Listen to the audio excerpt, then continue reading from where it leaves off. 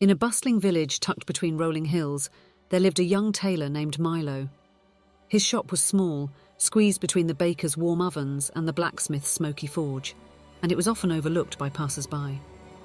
Milo himself was small too, no taller than a child, with a slight frame and hands that seemed more suited for stitching than strength.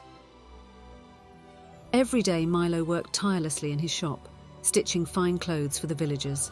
His needle moved like magic, and his hands crafted garments that fit so perfectly they seemed woven by the wind itself. But despite his skill, the villagers often laughed at him. "Look at Milo," they'd say, smirking as they passed his shop. "He's so small, a strong gust might carry him away. He couldn't fight off a stray cat, let alone handle a real challenge." Others would chime in, their laughter echoing down the cobbled streets. Milo pretended not to hear. He focused on his work, his needle flashing in the light as he stitched patterns of stars and flowers into cloth. But the words stung, and at night, when the shop was quiet and the streets were empty, he would sit by his window and look out at the sky. "I may be small," Milo whispered to the stars, "but I'll show them one day. I'll do something so great no one will laugh at me again." The chance to prove himself came sooner than Milo expected. One morning, the village square was unusually quiet. The chatter of market stalls and the clatter of carts were replaced by a low murmur of fear. Milo, curious, stepped outside to see what was happening. At the centre of the square, the town crier stood, his face pale and his voice trembling. "Hear me, people of the village," he shouted. "The sky giants have returned." A collective gasp rippled through the crowd. Milo's heart skipped a beat. He had heard stories of the sky giants, massive beings who lived above the clouds, descending only to wreak havoc on the lands below. They stole livestock, trampled crops, and left destruction in their wake. "They've already taken 3 herds from the western farms," the crier continued, "and destroyed the grain stores near the river. The king has sent word. Anyone brave enough to stop the giants will be richly rewarded." The crowd buzzed with whispers. Some villagers glanced towards the blacksmith, a burly man with arms as thick as tree trunks. Others looked to the town's soldiers, who shifted uncomfortably, avoiding the stares. But no one stepped forward. The giants were too large, too powerful. Who could stand against them? The villagers muttered excuses, shaking their heads and retreating to their homes. Milo watched the scene unfold, his fists clenched at his sides. No one was willing to try. No one believed they could succeed. The thought churned inside him, and before he knew what he was doing, he stepped into the square. "I'll go," Milo said, his voice steady despite the pounding of his heart. Every head turned toward him. For a moment there was silence, then laughter broke out, loud and mocking. "You?" one villager scoffed. "What are you going to do, sew them a new coat?" "Maybe he'll stitch their shoelaces together," another jeered. Milo's cheeks burned, but he held his ground. "I may not be the strongest," he said, his voice firm, "but I have skill and I have courage. That's more than anyone else here is offering." The laughter quieted, replaced by a murmur of surprise.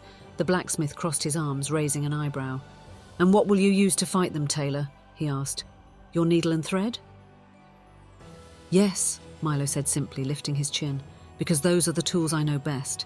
And sometimes cleverness is stronger than brute force." The crowd fell silent again. Some shook their heads, muttering about the foolishness of it all. Others looked at Milo with a flicker of curiosity. Could this small, unassuming tailor really face the sky giants? The town crier stepped forward, his expression uncertain. "If you're serious, Milo, I'll send word to the king, but be warned, no one has ever faced the giants and returned." "I understand," Milo said, though his stomach twisted with nerves. "I'll do whatever it takes to protect this village."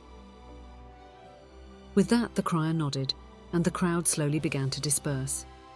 Some laughed as they left, shaking their heads at the absurdity of it all. But others, including the blacksmith, lingered for a moment longer, watching Milo with a mix of doubt and something else, hope. That evening, Milo returned to his shop, his mind racing with plans. He laid out his tools, his sharpest needles, his strongest thread, and began crafting something special.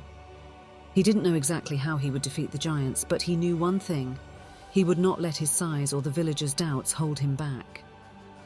As he worked late into the night, The stars outside his window seemed to shine a little brighter, as if they were watching over him. "I'll show them," Milo whispered to the quiet room, "and I'll show the giants too. Even the smallest thread can weave the strongest tapestry." The following morning, the village awoke to chaos. A deep rumbling sound rolled through the hills, shaking windows and rattling carts. Milo jumped from his stool, needle in hand, and rushed to his door. Outside, villagers crowded the square, their faces pale with fear. Some pointed to the horizon, where dark clouds swirled unnaturally, casting long shadows over the fields. "The giants are here!" someone cried. Milo squinted at the sky, his heart racing. For a moment he saw nothing. Then out of the swirling clouds, a massive figure emerged, its enormous shape blotting out the sunlight. It was a sky giant, taller than the tallest tree, its heavy steps causing the earth to tremble. Its skin was the colour of ash, and its eyes glowed faintly, like smouldering embers. The giant lumbered across the farmland, its huge hands reaching down to grab livestock as if they were toys. A herd of sheep scattered, bleating in terror, as the giant scooped several into its palm. Farmers shouted and waved their arms, but their cries were drowned out by the giant's booming laugh. Another figure appeared, and then another. 3 giants in total, each as enormous and terrifying as the first. They moved with purpose, crushing fences and trampling crops beneath their massive feet. Their voices rumbled like thunder as they called to one another, their language strange and guttural. The villagers were paralysed with fear. Some ran to hide in their homes, while others stood frozen, unable to look away from the destruction. Milo felt his hands tremble as he watched, but he refused to let fear take hold of him. "They'll ruin everything," a farmer said, his voice breaking. "Our food, our animals, they'll leave us with nothing." "And what will stop them?" another villager cried. "Even the king's soldiers wouldn't dare face giants like these." Milo's eyes darted to the horizon, where the giants were moving closer to the village. He knew the villagers were right. The giants were too large, too strong, but he couldn't stand by and watch as his home was destroyed. He had already promised to face the giants, and he would keep that promise no matter the cost. The village bell rang out, calling everyone to gather in the square. The town crier stood on a wooden crate, his voice trembling as he addressed the crowd.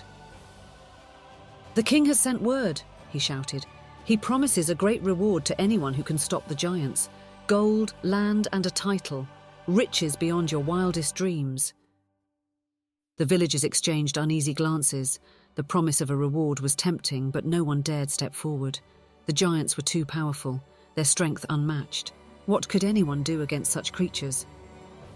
Milo stepped into the square, his small frame barely noticeable among the crowd. He took a deep breath, summoning every ounce of courage he had. "I'll go," he said, his voice steady. Heads turned and the murmurs began again. Some laughed just as they had the day before, but others looked at Milo with a flicker of surprise. Despite his size, there was something in his voice that made them pause. "You?" the town crier asked, squinting down at him. "Are you sure, Milo? This isn't a game." "I know it's not," Milo replied, lifting his chin, "but someone has to try. If we do nothing, the giants will destroy the kingdom. I may be small, but I'm clever, and I have my tools." The crier hesitated, then nodded slowly. "Very well. I'll send word to the king, but you'll need to leave immediately. The giants are already too close." Milo nodded, determination burning in his chest. He turned and hurried back to his shop, ignoring the whispers and skeptical glances that followed him.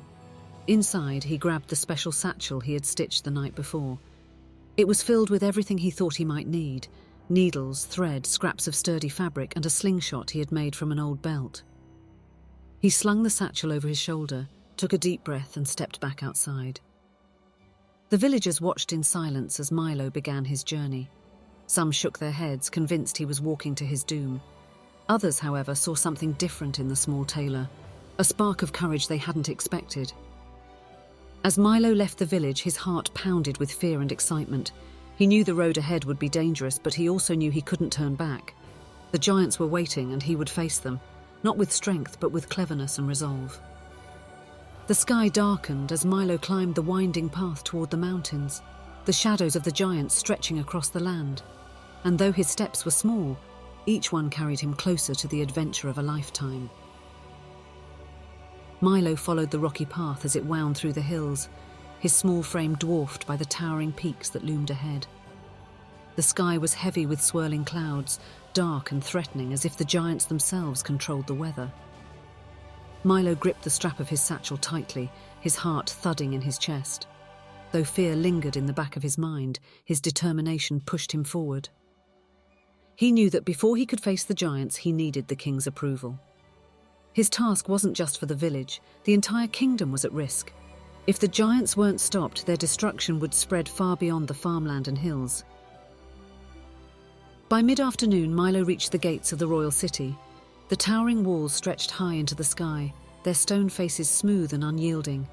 Guards flanked the entrance, their polished armor glinting in the weak sunlight. They crossed their spears as Milo approached. "What business does a tailor have in the king's city?" one of the guards asked, his tone dismissive. "I've come to answer the king's call," Milo said, standing as tall as he could manage. The guards exchanged skeptical glances. "You, a tailor?" one said, his mouth curling into a smirk. "What are you going to do, sew the giants some new trousers?" The other guard laughed, but Milo's expression didn't waver. "Laugh all you like," he said firmly, "but while you stand here mocking me, the giants are destroying the kingdom. Let me pass and I'll prove to the king that I can stop them." The smirk faded slightly and the first guard hesitated. "The king has already sent his fastest messengers to summon warriors and knights. What makes you think you can succeed where they will not?" Milo lifted his chin. "Because I don't rely on strength, I rely on cleverness. The giants are big, but they can be outsmarted. Let me speak to the king. What harm could it do?" The guards looked at each other, then sighed. "Very well," the first one said, stepping aside. "But don't say we didn't warn you." The grand hall of the castle was as intimidating as it was beautiful. Tall, arched ceilings soared above Milo's head, and golden chandeliers cast a warm glow over the polished floors. Rows of courtiers and advisors lined the walls, their whispered conversations filling the air with an undercurrent of tension. At the far end of the hall sat the king. His robes of deep crimson and gold seemed to shimmer in the dim light, but his face was lined with worry. Beside him stood the queen, her hands clasped tightly as she listened to a messenger detailing the giant's latest attack. Milo hesitated for only a moment before stepping forward. His small footsteps echoed loudly in the vast hall, drawing every eye to him. The courtiers fell silent, their gazes filled with surprise and, in some cases, amusement. "Your Majesty," Milo said, bowing deeply, "I've come to stop the giants." The king raised an eyebrow, leaning forward in his throne. "And who are you?" he asked, his voice heavy with skepticism. "My name is Milo," the tailor replied. "I'm from the village by the western hills. I may not be a knight or a soldier, but I have a plan." A ripple of laughter spread through the courtiers. "A plan?" one of the advisors sneered. "This boy looks like he couldn't lift a sword, let alone fight a giant." Milo ignored the laughter, his eyes fixed on the king. "The giants don't need to be fought with swords," he said calmly. "They need to be outwitted. I have tools and skills that can turn their size into their greatest weakness." The king regarded Milo for a long moment, the room growing quieter under his thoughtful gaze. Finally, he leaned back in his throne, stroking his beard. "You are braver than most, Tailor," he said. "But courage alone will not stop the giants. Why should I trust you with such a dangerous task?" "Because no one else is willing to try," Milo said simply. "If we do nothing, the kingdom will be lost. I may be small, but I won't let fear stop me from protecting what matters." The queen stepped forward then, her kind eyes studying Milo. "He speaks the truth, my lord," she said softly. "The giants are advancing, and none of the warriors we've summoned have answered the call. Perhaps it is time to place our faith in unexpected hands." The king nodded slowly, then addressed Milo. "Very well. If you are truly prepared to face the giants, I will grant you my blessing. But know this, should you fail, the kingdom may not recover." Milo bowed deeply, his heart pounding with a mix of fear and pride. "I won't fail, Your Majesty." The king raised his hand, and one of his advisors stepped forward with a small pouch of provisions for Milo's journey. "Take this," the king said. "You may also choose one item from the royal armoury, though I suspect you'll favour your own tools." Milo smiled faintly. "Thank you, Your Majesty. My tools are all I need." As Milo left the grand hall, the courtiers resumed their whispers, some scoffing at the king's decision, while others watched Milo with quiet curiosity. The tailor had been given an impossible task, but there was something about his unwavering determination that lingered in their minds. Outside the castle, Milo adjusted his satchel and turned toward the distant mountains. The giants were waiting, their fortress hidden above the clouds. The king's words echoed in his mind. "Should you fail, the kingdom may not recover." "I won't fail," Milo whispered to himself. "No matter how big they are, they'll see what a little cleverness can do." With the royal blessing behind him, Milo set off on the next leg of his journey, the dark clouds on the horizon growing closer with every step. Chapter 4. Milo volunteers. The villagers watched from their doorways as Milo left the castle gates. Some still shook their heads, convinced that the poor tailor was marching to his doom. But a few began to wonder if perhaps there was more to Milo than they had realized. As Milo approached the mountain path that led to the giant's domain, he paused to adjust his satchel. The climb ahead would be long and dangerous, and the dark clouds swirling above made the air feel heavier with each step he took. But Milo was not afraid. He was determined. The path twisted steeply upward, cutting through jagged cliffs and shadowed ravines. Each step brought Milo closer to the swirling storm above, the clouds thick and dark like a brewing tempest. He could hear the distant rumble of thunder, or perhaps it was the footsteps of the giants themselves. Halfway up the mountain, Milo paused to rest on a flat outcropping. Below him, the village was nothing more than a tiny collection of dots, the fields and hills spreading out like a patchwork quilt. He could feel the weight of what lay ahead pressing on his shoulders, but he also felt something else, a quiet confidence. "Even the largest giants can't escape their own mistakes," Milo muttered, pulling a spool of thread from his satchel. "I just need to make sure they trip over theirs." As he spoke, a strong gust of wind tore through the mountains, nearly pulling the spool from his hand. He clutched it tightly, watching as the clouds above churned faster, their edges glowing faintly with golden light. By the time Milo reached the peak, the air was cold and thin, and his breath came in short bursts, but the sight before him stole whatever air was left in his lungs. Stretching out above the clouds was a strange, otherworldly landscape. The ground was soft and white, like walking on thick wool. Golden light filtered through the swirling mist, casting long shadows that danced across the clouded terrain. In the distance, towering figures moved slowly, their enormous shapes looming like mountains themselves. Milo had reached the realm of the sky giants. The giants were even larger than he'd imagined. Their footsteps shook the ground, sending ripples through the cloud layer beneath Milo's feet. Their features were rough and craggy, like stone come to life, and their voices boomed as they spoke in a strange, guttural language. Milo crouched behind a cluster of cloud-like boulders, watching as one of the giants lumbered toward a massive pen filled with animals, cows, sheep, and even horses that the giants had stolen from the village below. The sight filled Milo with anger, but he knew he couldn't rush in blindly. His strength lay in his cleverness, not brute force. He waited, his heart pounding as he studied the giant. It carried a thick, spiked club slung over its shoulder, its steps slow and heavy. The giant stopped by the pen, leaning down to inspect its stolen livestock. Milo saw his chance. Quietly, he pulled a length of strong thread from his satchel. He tied it between two cloud-like boulders, weaving it into an invisible trap. The thread was thin, but deceptively strong. He had stitched it himself from the finest fibers he could find. When the trap was ready, Milo stepped out from his hiding place, his small figure dwarfed by the massive pen and the towering giant beside it. "Hey!" he shouted, his voice steady despite the fear curling in his chest. The giant turned, its glowing eyes narrowing as it spotted Milo. It laughed, a sound like rolling thunder. "A little mouse has wandered into my clouds," it rumbled. "What do you want, tiny thing?" "I've come to stop you," Milo said simply, holding his ground. The giant laughed again, louder this time. "Stop me? With what? Your squeaky little voice?" "With this," Milo replied, holding up his needle like a sword. The giant's laughter died down, replaced by a scornful sneer. "You're a fool to challenge me," it said, stepping toward him. "I'll crush you with a single step." "Try it," Milo said, backing toward the trap. The giant took another step forward, its enormous foot landing squarely between the boulders. Milo's heart raced as he watched, waiting for the right moment.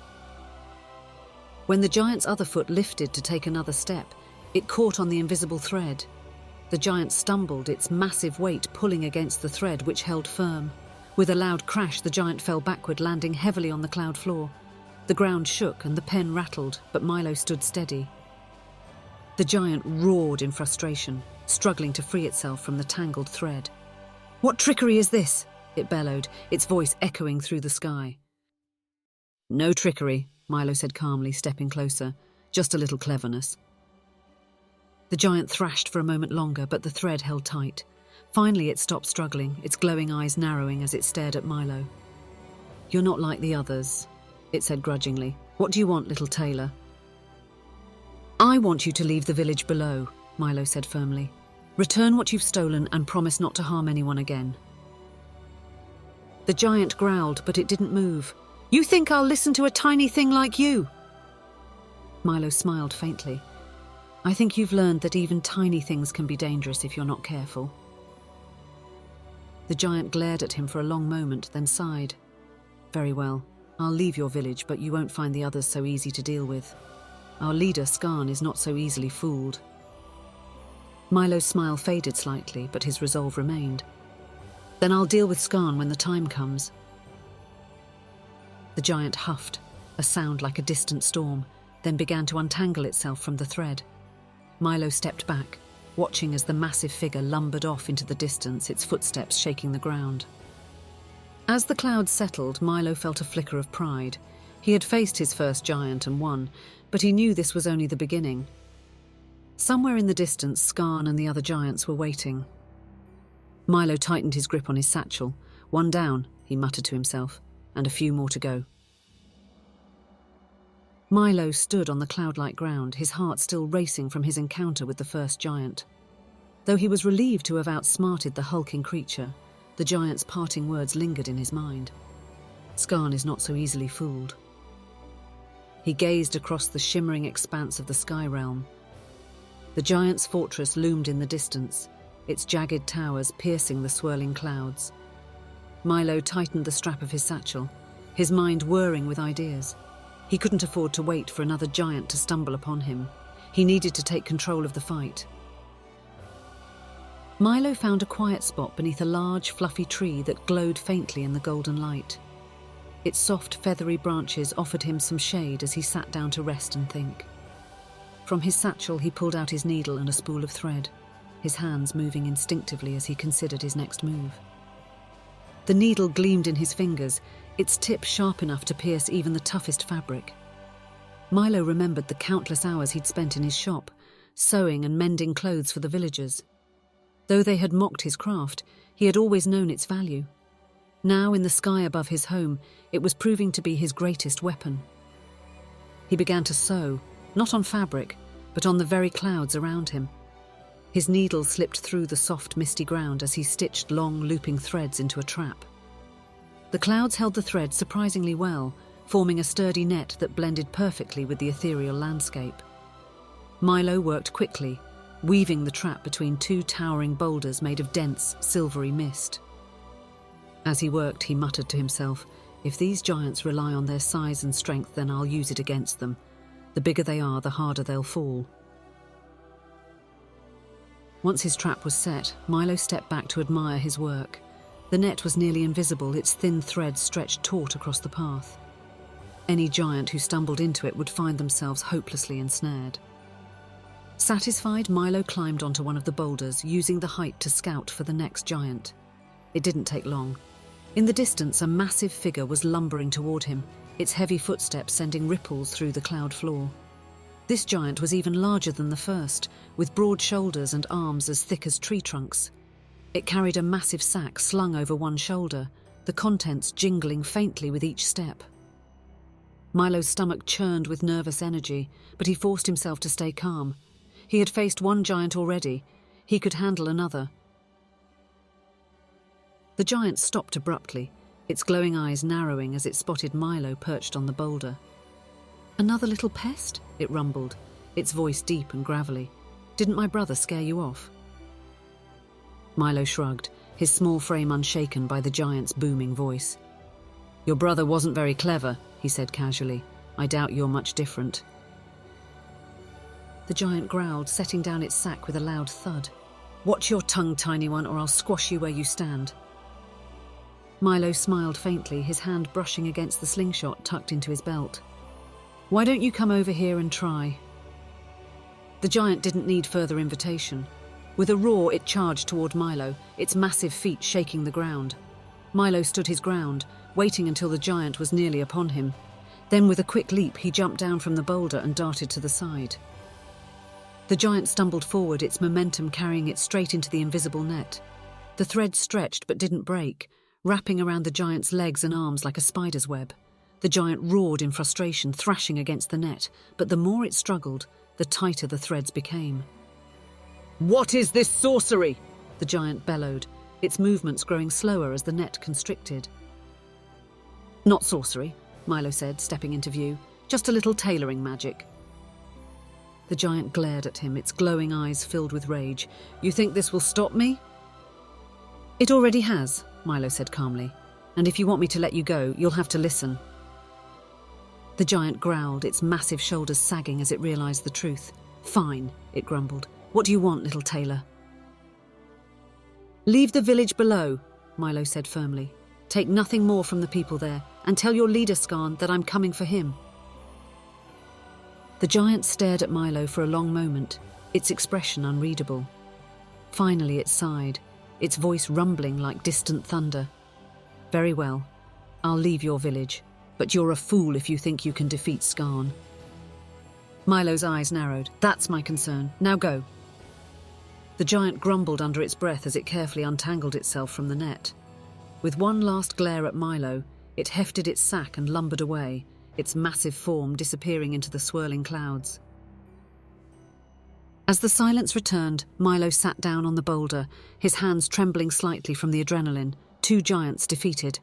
But the closer he got to the fortress, the more he realized just how dangerous the journey ahead would be.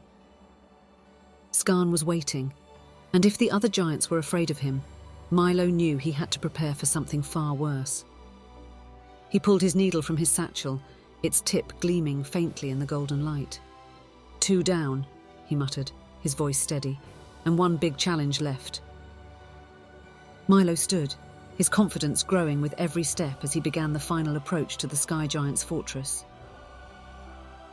The path ahead grew steeper, the air thinner as Milo neared the edge of the clouded expanse. The swirling mist shifted with every step he took, making the ground beneath his feet feel like it might dissolve at any moment. But Milo pressed on, gripping his satchel tightly and keeping his eyes fixed on the jagged fortress in the distance. The fortress stood atop a massive peak that pierced through the clouds like a dark blade. Its walls were made of blackened stone that glistened faintly, as though coated with ice. Spires jutted upward, their tips vanishing into the swirling storm above. It was a place of intimidation, clearly built to keep intruders out, or trap them in. Milo paused at the base of the peak, catching his breath as he studied the fortress. A massive gate barred the entrance, its surface carved with strange runes that glowed faintly in the dim light. Guarding the gate were 2 more giants, each armed with heavy clubs that looked capable of smashing boulders. "These giants love their clubs," Milo muttered to himself, his mind already working on a plan. He crouched behind a cluster of cloud-shaped rocks, pulling his needle and thread from his satchel. The giants were big, strong, and intimidating, but they also moved slowly and didn't seem particularly bright. Milo would have to use that to his advantage. The 2 giants stood silently, their glowing eyes scanning the horizon. Milo waited patiently, threading his needle and stitching together several long strands of his strongest thread. He tied one end to a low-hanging branch of a feathery cloud tree, then looped the other end around a jagged rock near the path. The thread was nearly invisible, stretched taut across the entrance. Milo picked up a small stone and hurled it toward the gate. It clattered against the blackened metal, echoing through the still air. The giants' heads snapped toward the sound, their heavy footsteps shaking the ground as they lumbered forward. "Who goes there?" one of the giants boomed, its voice rumbling like thunder. Milo didn't respond. He stayed hidden, watching as the giants moved toward the gate. Their massive feet trampled the soft clouds, sending ripples through the ground as they approached the trap. When the first giant stepped forward, its foot caught on the thread. The carefully laid trap snapped into motion, the branch bending sharply and releasing a coiled loop of thread that wrapped around the giant's leg. With a loud grunt, the giant stumbled, its weight pulling it down hard against the ground. The second giant, caught off guard, tripped over its fallen companion and landed with a thunderous crash. Milo stepped out from his hiding place, his needle glinting in his hand. "It's just me," he said, his voice calm but firm. "The brave little Tailor." The fallen giants struggled, their massive hands clawing at the ground as they tried to untangle themselves. "You think you're clever, little one," one of them growled, its glowing eyes narrowing. "Skarn will crush you for this." "Maybe," Milo replied, stepping closer. "But first you'll leave the village below. Tell your leader that I'm not afraid of him, or any of you." The giants glared at him, their massive forms trembling with frustration, but after a long pause they nodded reluctantly. "Very well," one of them rumbled. "We'll leave your village, but Skarn will not show you mercy." Milo's gaze didn't waver. "I'm not looking for mercy, I'm looking to finish this." With the giants retreating, Milo turned his attention to the gate. It loomed before him, its strange runes glowing faintly. He ran his fingers over the surface, feeling the cold stone beneath his touch. The runes seemed to hum softly, as though alive with some kind of magic. Milo thought for a moment, then pulled his needle from his satchel. He pressed the tip against one of the glowing symbols, threading it carefully through the grooves. As he worked, the hum grew louder, vibrating through the air. The thread began to glow faintly, the same color as the runes. With a final stitch, the runes flickered and dimmed. The massive gate groaned, its hinges creaking as it slowly swung open.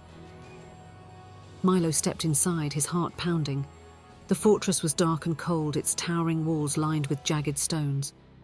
The air smelled of metal and damp earth, and every step echoed through the cavernous halls. Somewhere deep within the fortress, Skarn was waiting. Milo tightened his grip on his needle, his clever mind already racing with ideas.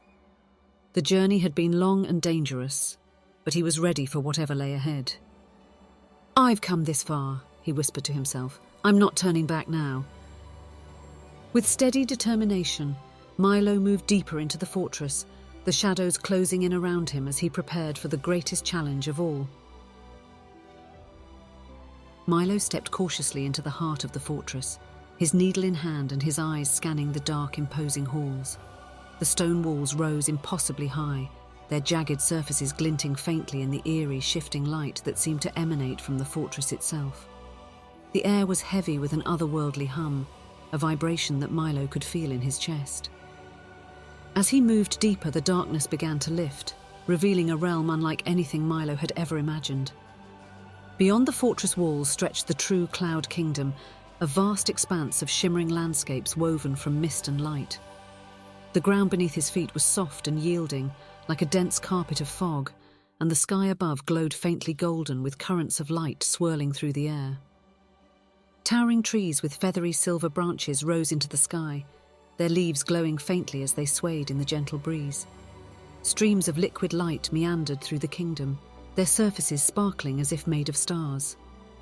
Floating islands drifted lazily in the air, their surfaces dotted with strange, glowing plants. For a moment, Milo forgot the danger that lay ahead. He stood in awe, his small frame dwarfed by the sheer majesty of the Cloud Kingdom. It was both beautiful and unsettling, a place where the line between reality and magic seemed to blur. Milo's moment of wonder was interrupted by a soft, rustling sound. He spun around, his needle poised, but what he saw was not a threat. A small, glowing creature hovered before him, its delicate wings fluttering like a hummingbird's. It was no larger than a sparrow, with a body that shimmered like starlight and eyes that sparkled with curiosity. "Who are you?" the creature asked in a voice as soft as a whisper. "I'm Milo," the tailor replied, lowering his needle slightly. "I've come to stop the giants." The creature tilted its head, studying him with an expression that seemed both amused and impressed. "You're very small to be taking on such a big task." Milo smiled faintly. Small doesn't mean weak, and I've already sent a few giants packing. The creature's wings fluttered faster and its light brightened slightly. Impressive, it said, but Skarn is not like the others. He's stronger, smarter, and far more dangerous. I've heard, Milo said, his voice steady, but I didn't come this far to turn back now. The creature nodded, a flicker of admiration in its sparkling eyes. If you're determined to face Skarn, you'll need more than bravery. You'll need to understand the magic of this place. What kind of magic? Milo asked, intrigued. The Cloud Kingdom is alive, the creature explained, circling him as it spoke. Its power comes from the balance of light and mist, creation and destruction. The giants have disrupted that balance with their greed, taking what doesn't belong to them. If you can restore the balance, you may have a chance against Skarn. How do I do that? Milo asked, his brow furrowing. The creature paused, its light dimming slightly. You'll need to find the heart of the sky. It's a source of great power hidden deep within the fortress. But be warned, Skarn guards it fiercely. He knows that if anyone gains control of the heart, it could undo all the destruction he's caused. Milo nodded, his resolve strengthening. Then that's where I'm going. The glowing creature led Milo through the Cloud Kingdom, guiding him along narrow paths that wound between floating islands and streams of light. As they walked, Milo noticed signs of the giant's presence, trees uprooted, streams diverted, and entire sections of the misty ground trampled into thick, heavy clouds. This is what happens when balance is lost, the creature said softly, its wings fluttering mournfully. The giants take and destroy, never giving back. If the heart isn't restored, the kingdom will collapse. Milo clenched his fists, anger bubbling inside him. Then we'll stop them, he said firmly. Skarn won't get away with this. The creature glanced at him, its light flickering with cautious hope. You're different from anyone who's come here before. Most see the Cloud Kingdom as a place to conquer, but you want to protect it. Ooh. Every stitch I make is meant to fix or create something, Milo said. I don't know how to destroy, I only know how to mend. The creature smiled faintly, its glow brightening. Then maybe you're exactly what the Cloud Kingdom needs. As they approached the fortress, Milo felt the air grow heavier, the hum of the kingdom's magic deepening into a low, ominous vibration. The glowing creature hovered beside him, its light dimming as they reached the massive stone gates that led to the fortress's inner chambers. This is as far as I can go, the creature said softly. Beyond this gate lies the heart of the sky and Skarn. Milo nodded, his hands tightening on the strap of his satchel. Thank you for helping me. Be careful, the creature whispered. And remember, the giant's strength comes from their size, but your strength comes from your mind. Trust it. With those parting words, the creature disappeared into the mist, leaving Milo alone before the towering gates. He took a deep breath, his heart pounding as he stepped forward. Here goes, he muttered, his needle glinting faintly in the golden light. The gates groaned as they swung open, revealing a vast shadowed hall. Milo squared his shoulders and stepped inside, ready to face whatever lay ahead. The vast hall inside the fortress was cold and silent, its air thick with the faint hum of the Cloud Kingdom's magic. Milo stepped cautiously across the smooth, dark floor, his needle in hand and his satchel secured tightly at his side. The light from the kingdom outside barely reached here, leaving the towering walls and vaulted ceiling shrouded in shadow. In the distance, Milo could see a faint pulsing glow, a deep rhythmic light that seemed to grow stronger with each step he took. It had to be the heart of the sky, the source of the kingdom's balance and the object of Skarn's control.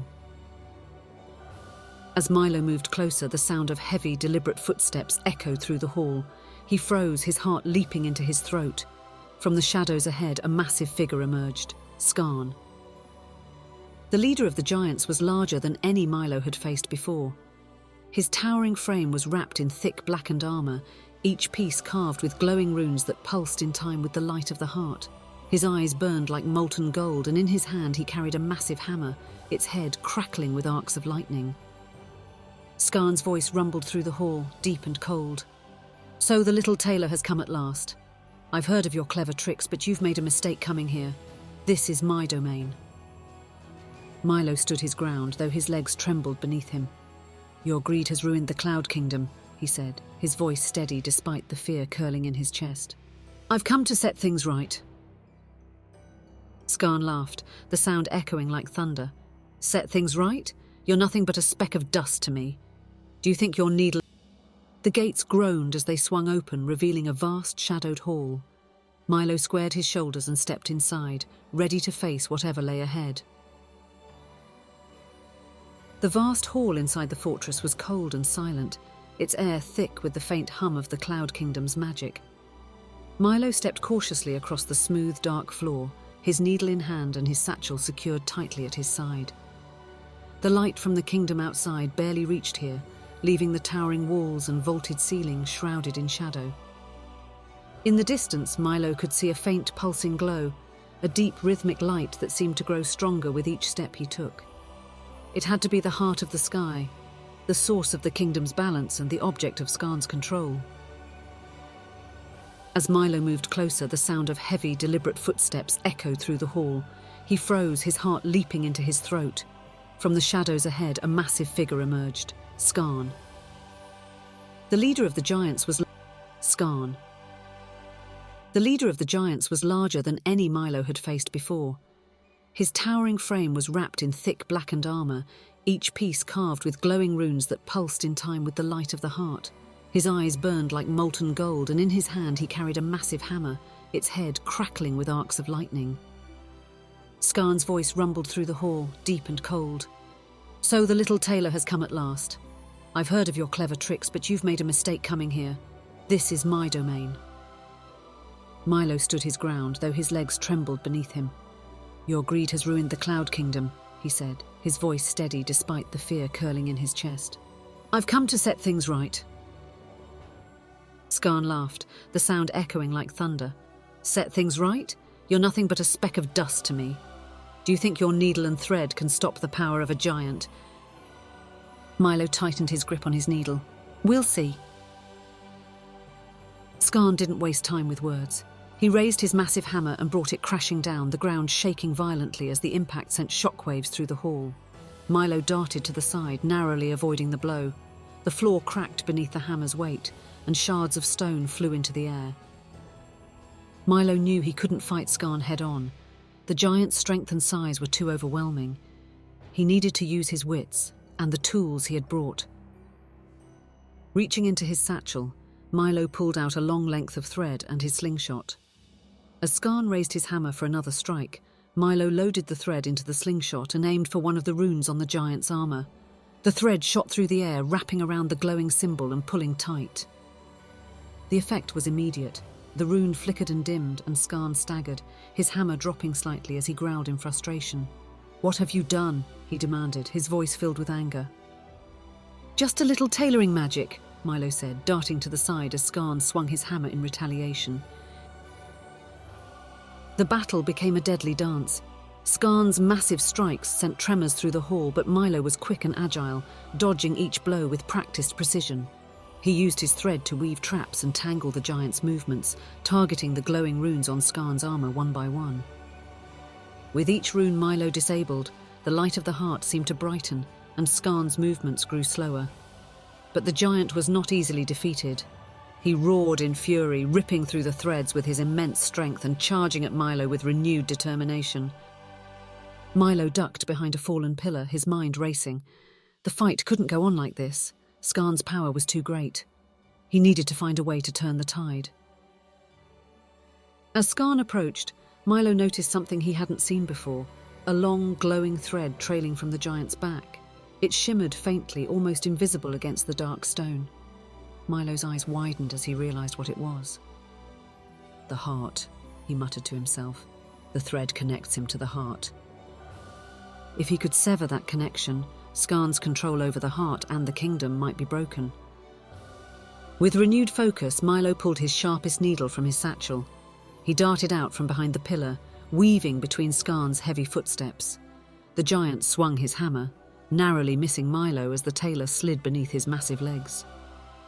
Milo reached the glowing thread and, with a single swift motion, pierced it with his needle. The thread snapped, its light vanishing instantly. Skarn froze, his glowing eyes wide with shock. The runes on his armor flickered and went dark, and the giant let out a roar of pain and fury. His hammer fell from his grasp, crashing to the ground with a deafening thud. The light of the heart pulsed brighter, filling the hall with a warm, golden glow. "You dare!" Skarn growled, his voice trembling with rage. He stumbled, his massive frame swaying as the magic that had sustained him began to fade. Milo stepped back, his needle still in hand. "It's over, Skarn," he said, his voice steady. "The kingdom doesn't belong to you." Skarn let out one final guttural roar before collapsing to his knees. The hall trembled as his massive body fell, and for a moment there was only silence. The light of the heart grew brighter, bathing the hall in a warm golden glow. Milo stood in its radiance, his chest heaving as the tension of the battle finally began to fade. He had done it. He had defeated Skarn. But his journey wasn't over yet. The heart of the sky still pulsed before him, its power waiting to be restored. Milo left the shadow of the fortress, his chest still heaving from his encounter with Skarn. But his journey wasn't over yet. The heart of the sky still pulsed before him, its power waiting to be restored. Milo left the shadow of the fortress, his chest still heaving from his encounter with Skarn. The defeat of the giant leader hadn't brought peace to the Cloud Kingdom yet. There were still other giants prowling the realm, their massive forms disturbing the balance of light and mist. Milo knew he had to stop them, one by one. The golden light of the heart pulsed faintly in the distance, guiding him like a beacon as he moved through the strange landscape. The soft, cloud-like ground cushioned his steps, and the shimmering leaves of the misty trees swayed gently in an unseen wind. Milo tightened his grip on his satchel, his sharp needle tucked into his belt. He wasn't sure when he'd encounter the next giant, but he wanted to be ready. The sound of heavy footsteps shook the ground, sending ripples through the cloud floor. Milo ducked behind a cluster of silvery rocks, peering out cautiously. In the distance, he spotted the second giant, a hulking figure with broad shoulders and arms that looked strong enough to lift a mountain. This giant carried a massive sack slung over its back, the stolen treasures of the Cloud Kingdom spilling from its edges. As it lumbered forward, its glowing eyes scanned the horizon as though searching for something or someone. Milo's heart raced. He couldn't take the giant head on, not with its size and strength. But as he studied the path ahead, an idea began to take shape in his mind. The landscape ahead was dotted with cloud trees, their soft, feathery branches arching high into the golden mist. Milo quickly assessed the area, noting the perfect spots to weave a trap. He darted from his hiding place, moving swiftly and silently as he began to set his plan into motion. Using his sharpest needle and his strongest thread, Milo tied one end of the thread to the trunk of a sturdy cloud tree. He then climbed a nearby boulder, weaving the thread between branches and over rocks, creating a nearly invisible net that spanned the giant's path. The thread gleamed faintly in the golden light, blending seamlessly with the misty surroundings. Milo worked quickly, his fingers moving with practiced precision. He had spent years stitching clothes and mending tears in fabric, and now those skills were serving him in ways he had never imagined. When the trap was complete, Milo climbed down from the boulder and positioned himself just beyond the net.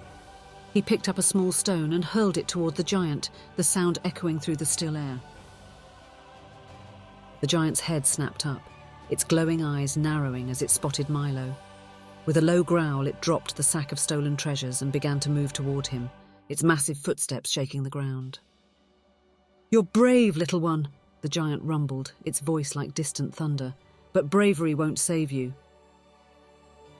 Milo didn't respond. Instead, he turned and ran, leading the giant directly toward the trap. His heart pounded in his chest as he darted between the cloud trees, the giant's heavy footsteps growing louder behind him. "Faster, faster," Milo muttered under his breath, glancing over his shoulder. The giant was closing the distance, its massive hands reaching out as though to snatch him from the ground.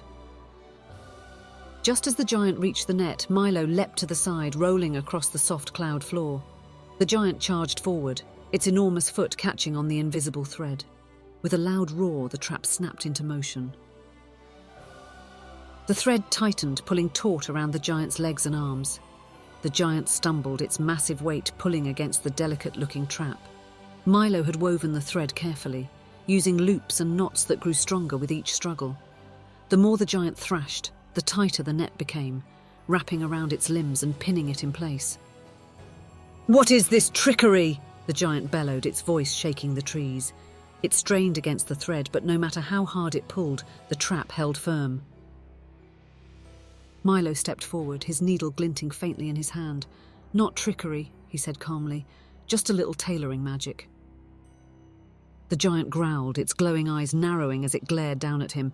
"You think this will stop me? I'll tear this net apart." "You can try," Milo said with a faint smile. "But while you're busy with that, I'll be reclaiming what you've stolen." He moved toward the sack of treasures, untying the thick rope that held it shut. Inside, he found shimmering orbs of light, glowing crystals and other magical items that belonged to the Cloud Kingdom. Carefully, he began to remove them, placing them back into the soft mist of the ground, where they dissolved and rejoined the kingdom's magic.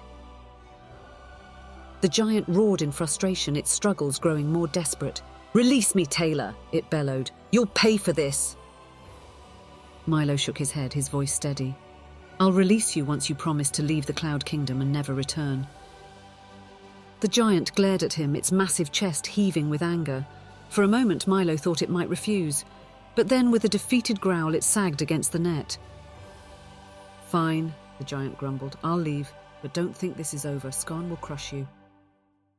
"Skarn's already been defeated," Milo said, his voice firm, "and you'll meet the same fate if you don't keep your word." Satisfied, Milo used his needle to cut through a section of the net, freeing the giant's limbs. The giant glowered at him but didn't make a move to attack. Instead, it turned and lumbered away, disappearing into the swirling mist. Milo watched until the giant was out of sight, then turned back to the treasures he had restored. The golden light of the Cloud Kingdom seemed to shine brighter now, its balance slowly returning. "One step closer," Milo said to himself, tucking his needle back into his satchel. He felt a flicker of pride as he prepared to move on, the path ahead still full of challenges but also possibilities. The golden light of the restored treasures lingered in the air as Milo pressed onward, the Cloud Kingdom stretching endlessly before him. He moved cautiously, his needle in hand and his satchel lightened by the successful traps he'd already set.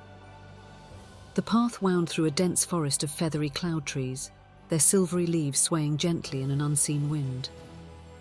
Milo's steps slowed as he noticed something unusual ahead. The misty ground seemed more structured, almost patterned, as though carefully tended. He crouched, brushing his hand against the soft surface, and realized it wasn't just cloud. It was a path, faint but unmistakable. Intrigued, Milo followed the trail, his heart racing with curiosity.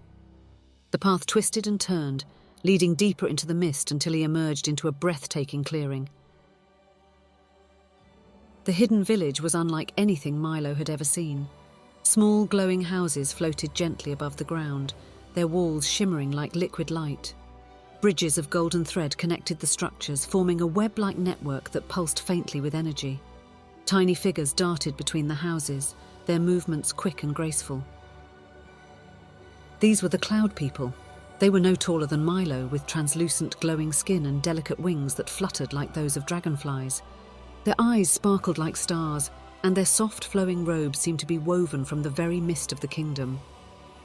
As Milo stepped into the clearing, the Cloud People froze, their glowing eyes fixed on him.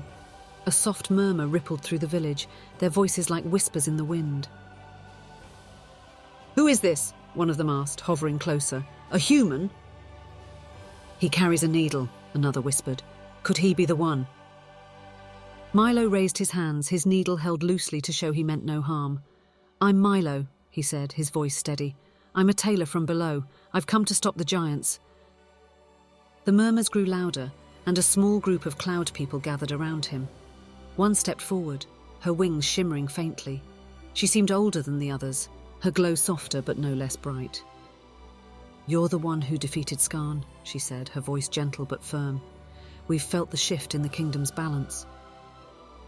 Milo nodded. "I've stopped a few of the giants, but their destruction is far from over. The kingdom is still in danger." The elder cloud person studied him for a long moment, her glowing eyes searching his face. Finally, she nodded. "Come," she said, "you should hear the full story." The cloud people led Milo to the largest structure in the village, a glowing hall suspended on golden threads. Inside, the air was warm and still, the walls pulsing softly with light. The elder cloud person gestured for Milo to sit on a cushion of mist, and the other villagers gathered around. "The giants are not just invaders," the elder began, her voice filled with sorrow. "They are remnants of an ancient time when the Cloud Kingdom was young. They were meant to be guardians, protectors of the balance between light and mist, but over time their hearts grew heavy with greed." She paused, her gaze distant. Skarn, their leader, was once the greatest of the guardians, but he became consumed by his desire for power. He sought to control the heart of the sky, believing it would make him unstoppable. Milo listened intently, his mind racing. "And the other giants, do they follow him willingly?" "Some do," the elder said, her wings fluttering softly, "but others are bound by his magic, forced to serve his will. Skarn's corruption spread through the heart, twisting the kingdom's balance and turning the giants against us." Milo clenched his fists, his needle glinting faintly in the warm light. "I've already severed Skarn's connection to the heart," he said, "but there are still giants roaming the kingdom. I need to stop them before they cause more harm." The elder nodded, her expression thoughtful. "You are brave, Milo, and clever. But the task ahead is not just about defeating the giants. The balance of the kingdom must be fully restored, or the heart's power will remain unstable." "How do I restore the balance?" Milo asked, his brow furrowing. The elder reached out, her delicate hand brushing against Milo's satchel. "You carry the tools," she said, "but you must use them not just to defeat, but to mend. The heart's magic responds to acts of creation, not destruction." The cloud people offered Milo guidance and supplies, weaving him a cloak of shimmering mist that lightened his steps and sharpened his senses. They also gave him a spool of golden thread, finer and stronger than any he had ever seen. "This thread is spun from the very fabric of the kingdom," the elder explained. "It can bind even the most powerful forces, but it must be used wisely." Milo accepted the gifts with gratitude, tucking them into his satchel. As he prepared to leave, the elder placed a gentle hand on his shoulder. "Beware of the giants who remain," she said softly. "Though Skarn has fallen, his influence lingers. And remember, Milo, your cleverness is your greatest strength. Use it well." Milo nodded, his determination renewed. "Thank you," he said. "I won't let the kingdom down." As he left the village, the golden light of the heart pulsed faintly on the horizon, guiding his path. Milo felt a quiet strength growing within him, bolstered by the cloud people's faith in his abilities. The journey ahead would be dangerous, but he was ready to face whatever challenges lay before him. With his needle, thread, and newfound knowledge, Milo continued onward, the balance of the Cloud Kingdom resting in his small but capable hands. Milo stood at the base of the fortress, his head tilted back as he took in its sheer size.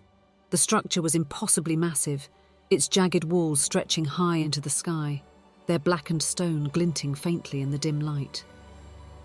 The fortress seemed carved from the very heart of a storm, its spires vanishing into swirling clouds. Golden veins of pulsing energy snaked across its surface, connecting the fortress to the heart of the sky far in the distance. For a moment, Milo felt small, smaller than he ever had before, but he squared his shoulders, his grip tightening on the strap of his satchel. "Small doesn't mean powerless," he muttered to himself. "Not here, not now." The main gate of the fortress loomed ahead, its heavy iron doors etched with glowing runes. Two giants stood guard, their massive forms motionless as their glowing eyes scanned the horizon. Milo crouched behind a cluster of rocks, his mind racing. The giants were far too large to fight directly, and the gate was sealed tight. He needed another way in. Scanning the perimeter, Milo's eyes caught a faint shimmer near the base of the wall. A narrow crack ran between two massive stones, just wide enough for someone of his size to slip through. It wasn't much, but it was a chance. Milo moved swiftly and silently, keeping low to the ground as he darted from one hiding spot to the next. The giants didn't notice him, their attention focused outward. When he reached the crack, he slipped inside, his heart pounding as the darkness of the fortress enveloped him. Inside, the fortress was colder than Milo had expected. The air was thick with a faint metallic tang, and the low hum of the heart's magic vibrated through the walls. The halls were vast and cavernous, their ceilings disappearing into shadow. Massive stone columns lined the pathways, carved with the same glowing runes that adorned the exterior. Milo pressed himself against the wall, his small frame blending into the shadows. He moved cautiously, his soft-soled shoes muffling his footsteps. The fortress was eerily quiet, save for the occasional echo of distant footsteps or the deep, guttural voices of giants. He came to a massive chamber, its floor covered in glowing lines that formed intricate patterns. At the center of the room was a towering pillar of light, its energy pulsating in time with the hum of the fortress. Milo crept closer, his eyes darting around for any sign of danger. As he studied the pillar, Milo realized it was some kind of conduit, channeling energy from the heart to the fortress. The golden light flowed upward, disappearing into the spires above. Milo's brow furrowed. If the giants were drawing this much power from the heart, it was no wonder the Cloud Kingdom's balance had been disrupted. A sound behind him made Milo freeze. Heavy footsteps echoed through the chamber, growing louder with each passing second. Milo darted behind one of the massive columns, his heart racing as a giant entered the room. The giant was larger than the ones Milo had faced before, its armor gleaming with the same golden veins of light. It carried a massive staff, its top crowned with a glowing crystal. The giant's eyes swept the room, its movements slow and deliberate. Milo held his breath, his fingers gripping his needle tightly. The giant paused near the pillar of light, its gaze lingering on the glowing patterns on the floor. For a moment, Milo thought it might sense his presence. But after a few tense seconds, the giant turned and exited the chamber, its footsteps fading into the distance. Milo let out a shaky breath, his hands trembling slightly. "Close," he whispered to himself, leaning against the column for support. "Too close." He continued deeper into the fortress, using his small stature to his advantage. He slipped through cracks and narrow passages, avoiding the patrolling giants and their booming voices. Each step brought him closer to the heart, its golden light growing brighter with every turn. In one corridor, Milo spotted a small group of cloud people trapped in a cage suspended high above the floor. Their glowing forms flickered faintly, their energy drained by the fortress's magic. Milo's jaw tightened. He couldn't leave them behind. Reaching into his satchel, Milo pulled out his strongest thread and began weaving it into a makeshift rope. He tied one end to a nearby column and used the other to climb up to the cage. The cloud people looked up at him, their starry eyes wide with surprise. "Stay quiet," Milo whispered as he worked to pick the lock with his needle. The metal resisted at first, but with a few deft twists, the lock clicked open. The cage door swung outward and the cloud people fluttered weakly out. "You're the Tailor," one of them whispered, their voice barely audible. "The one the Elder spoke of." Milo nodded, his gaze sharp. "Can you make it out on your own?" They nodded faintly. "We'll follow the mist trails back to the village, thank you." Milo watched as they disappeared into the shadows, their faint glow fading from sight. He allowed himself a small smile. Saving them had cost him time, but it was worth it. At last, Milo reached the innermost chamber of the fortress. The walls here pulsed with golden light, and the hum of the heart was almost deafening. At the center of the room stood a massive gate, its surface covered in intricate runes that glowed with a blinding intensity. Beyond the gate, Milo could see the faint, pulsing light of the heart itself. Milo stepped forward, his needle in hand. The gate loomed before him, its magic crackling in the air. He knew this was the final barrier, the last obstacle between him and the heart. Taking a deep breath, he began to work. The innermost chamber of the fortress was vast, its size nearly incomprehensible. Milo stepped cautiously into the shadows, his heart pounding as he took in the sight before him. The Hall of Giants stretched endlessly, its walls lined with massive torches that burned with a cold golden light. The ceiling was so high it disappeared into swirling mist, and the air hummed with the faint, pulsing magic of the heart of the sky. Scattered throughout the hall were the giants themselves, their massive forms illuminated by the flickering light. They sat around long stone tables carved from dark rock, their guttural voices rumbling like distant thunder. Some drank from enormous goblets, their laughter echoing through the chamber, while others argued, their booming voices filled with tension. Milo pressed himself against the wall, his small figure blending into the shadows. He crept forward silently, careful not to draw attention to himself. His eyes darted around the hall, noting the piles of stolen treasures scattered carelessly across the floor, glowing orbs, shimmering crystals, and items that seemed to pulse with the magic of the Cloud Kingdom. As Milo moved closer, he caught snippets of the giants' conversation. Their voices were deep and guttural, but the words were clear enough to understand. "The little tailor defeated Gorath and Hrun," one of the giants growled, slamming a massive fist onto the table. "Two of our strongest. How is that possible?" "He's clever," another rumbled, its glowing eyes narrowing, small and quick with tricks we haven't seen before. A third giant leaned back in its chair, its booming laughter filling the hall. "Let him come. He's nothing compared to Skarn. Our leader will crush him like an insect." Milo's stomach twisted at the mention of Skarn. Though he had already faced the giant leader, the lingering fear of his power hung heavy in the air. Milo pushed the thought aside, focusing on the conversation. The giants shifted their discussion to the heart of the sky, their voices filled with greed and ambition. "The heart's magic is ours now," one giant said, its voice dripping with pride. "The Cloud Kingdom will never recover." "And once we finish draining its power," another added, "we'll descend to the human realm. Skarn's plan is brilliant. Why stop at the clouds when we can rule the lands below?"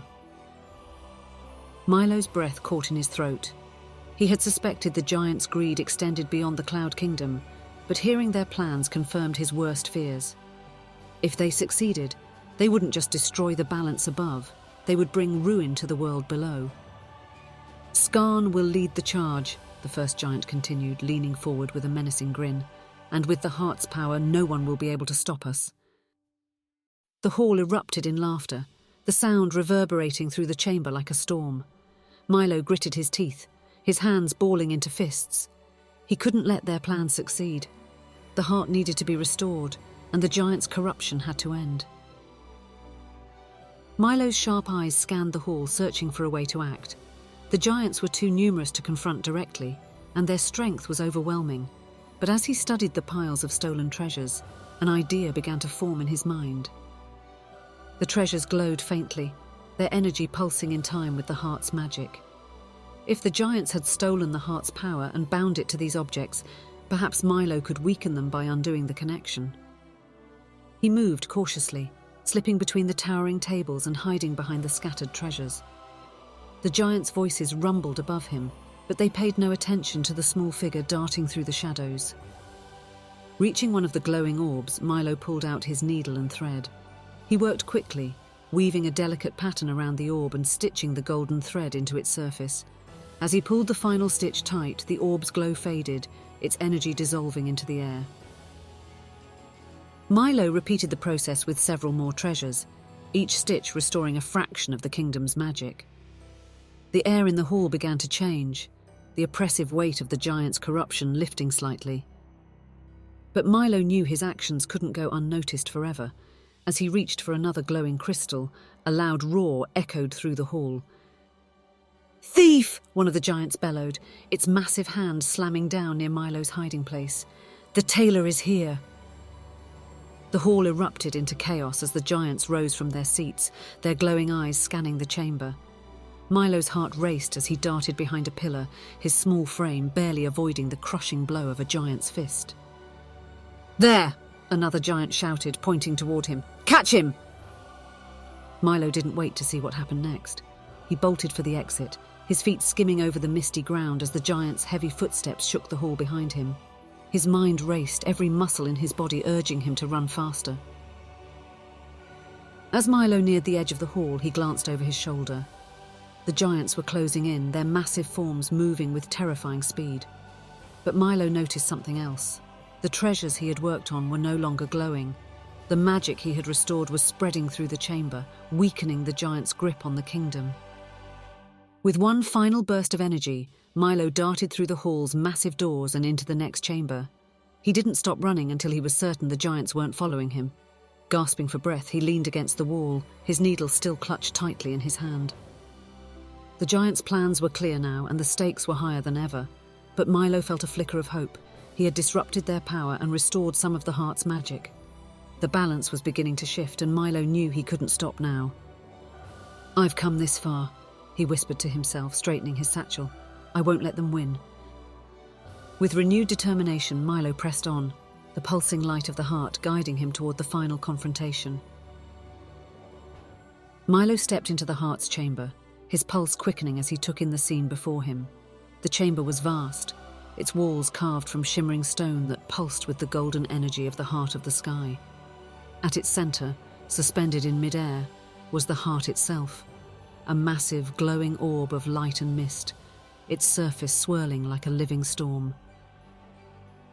Standing before the heart was Skarn, his massive form bathed in the golden glow. The giant's armor, now fractured and dim from their previous battle, still radiated an ominous energy. In his hand, Skarn held a jagged spear crackling with raw magic, its sharp edges glinting in the light. "You've come back," Skarn growled, his deep voice reverberating through the chamber. "I should have crushed you when I had the chance." Milo stood his ground, his needle in hand and his satchel slung tightly across his chest. "Your greed has already cost you once, Skarn," he said, his voice steady. "It'll cost you everything this time." Skarn laughed, the sound echoing like thunder. "You think you can stop me, little Tailor? The heart's power is mine now. With it, I'll rebuild the Cloud Kingdom in my image, and then I'll bring the world below to its knees."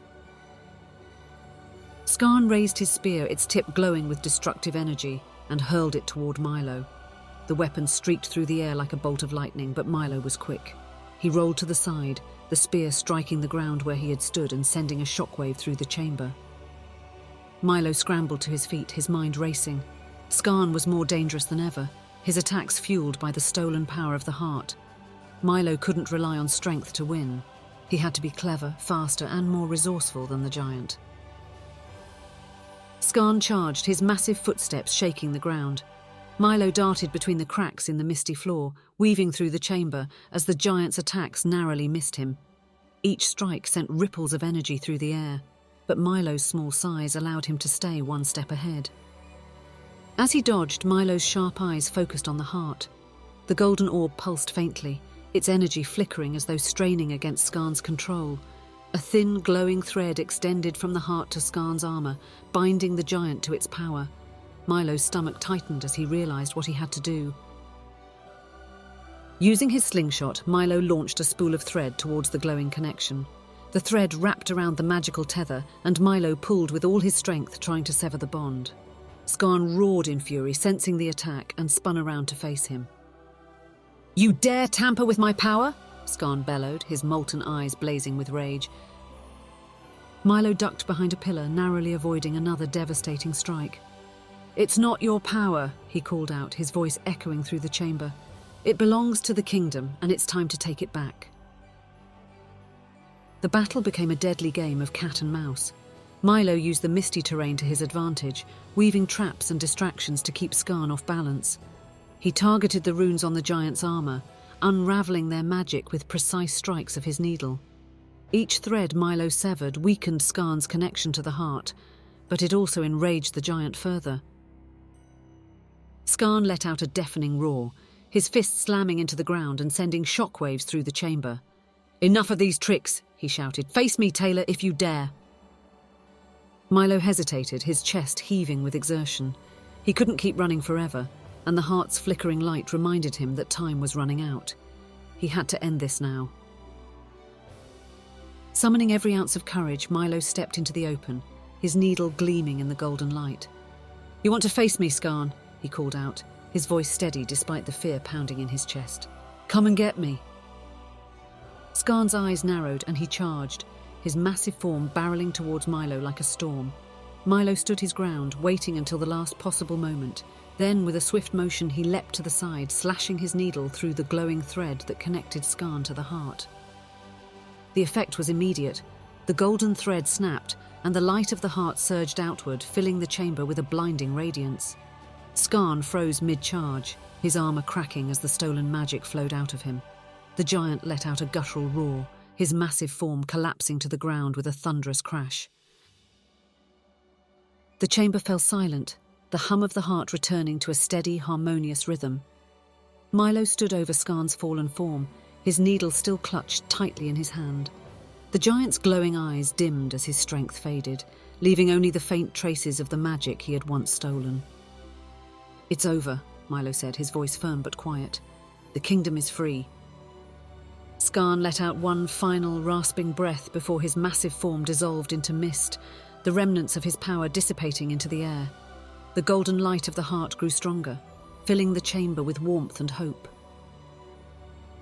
Milo turned to the heart, its glow steady and bright. He approached cautiously, his needle still in hand.